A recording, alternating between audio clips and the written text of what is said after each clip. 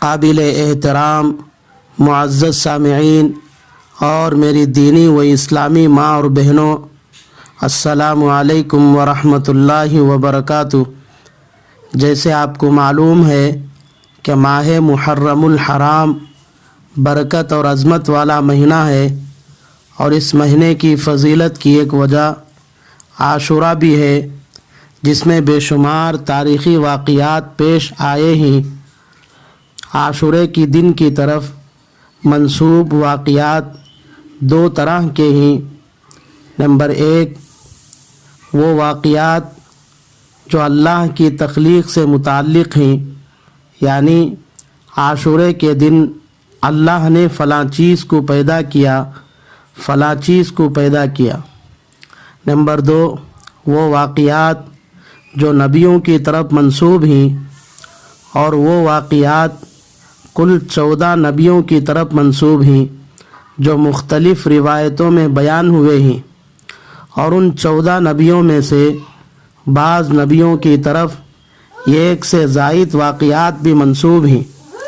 ان 14 نبیوں کی طرف منسوب واقعات کی تفصیل یہ ہے۔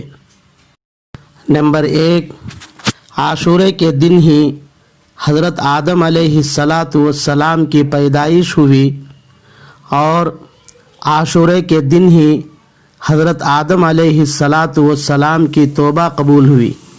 نمبر 2، حضرت نوح علیہ السلام کے زمانے میں طوفان آیا تو حضرت نوح علیہ السلام اپنے متبعین کو لے کر کشتی میں سوار ہو گئے، تو عاشورے کے دن ہی نوح علیہ السلام کی کشتی جودی نامی پہاڑ سے لگ کر ٹھہر گئی۔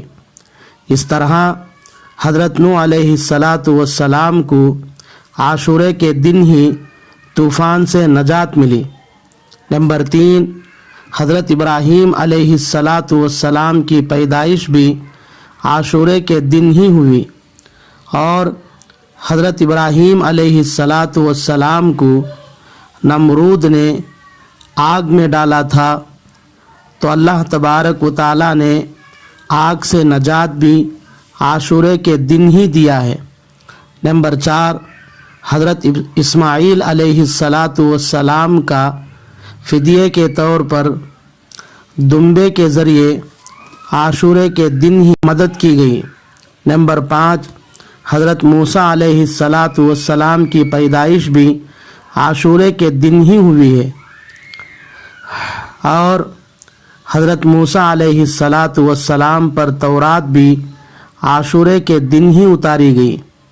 نیز بنو اسرائیل کو میدان تیہ سے نجات بھی عاشورے کے دن ہی ملی، اور حضرت موسیٰ علیہ السلام اپنے لشکر کے ساتھ عاشورے کے دن ہی دریا پار کر چکے تھے، اور فرعون اور اس کا لشکر دریا میں عاشورے کے دن ہی غرق ہو گیا۔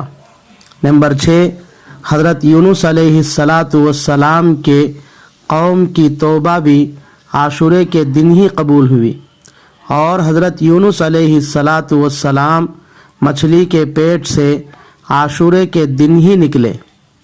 نمبر 7، حضرت ادریس علیہ السلام کو آسمان کے اوپر عاشورے کے دن ہی اٹھا لیا گیا تھا۔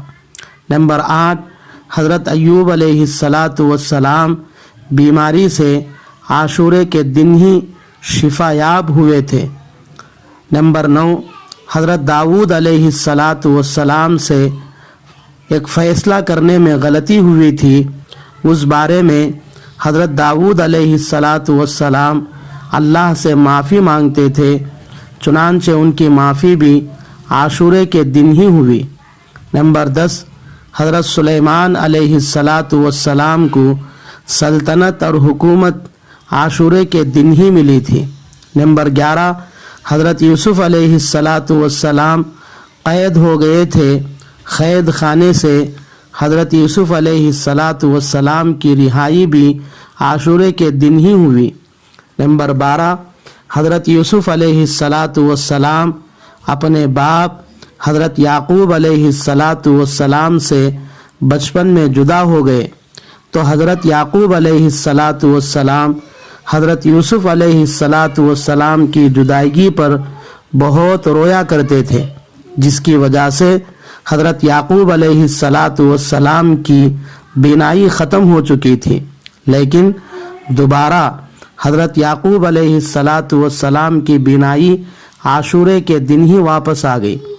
نمبر 13، حضرت عیسیٰ علیہ السلام کی پیدائش بھی عاشورے کے دن ہی ہوئی، اور حضرت عیسیٰ علیہ السلام کو آسمان پر عاشورے کے دن ہی اٹھا لیا گیا تھا۔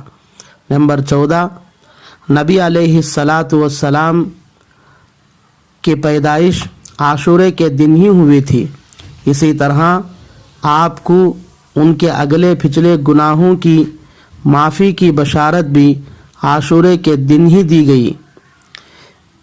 ان تمام واقعات میں سے صرف موسیٰ علیہ السلام کا فرعون سے نجات پانا عاشورے کے دن کا واقعہ صحیح ہے۔ ان تمام واقعات میں صرف موسیٰ علیہ السلام کا فرعون سے نجات عاشورے کے دن ملنے کا واقعہ صحیح ہے، کیونکہ حضرت عبداللہ ابن عباس رضی اللہ تعالی عنہما سے صحیح سند کے ساتھ احادیث کی کتاب میں یہ واقعہ ملتا ہے۔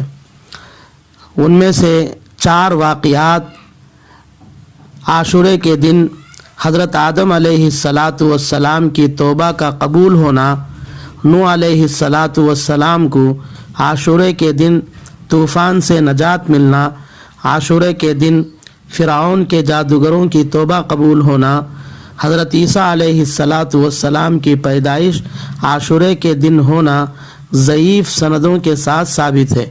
چونکہ ضعیف سندوں سے ثابت ہونے کی وجہ سے ان کا کچھ نہ کچھ اعتبار کیا جا سکتا ہے۔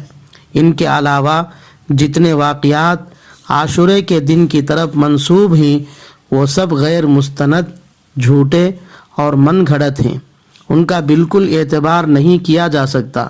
اللہ سے دعا ہے کہ اللہ تبارک و تعالی ہر مسلمان کو صحیح دین پر 100% عمل کرنے کی توفیق عطا فرمائے، اور دینی مسائل میں اللہ تبارک و تعالی امت کو مستند اور اہل حق علماء کی طرف رجوع کرنے اور ان کے ساتھ اپنا تعلق مضبوط کرنے کی اللہ توفیق عطا فرمائے۔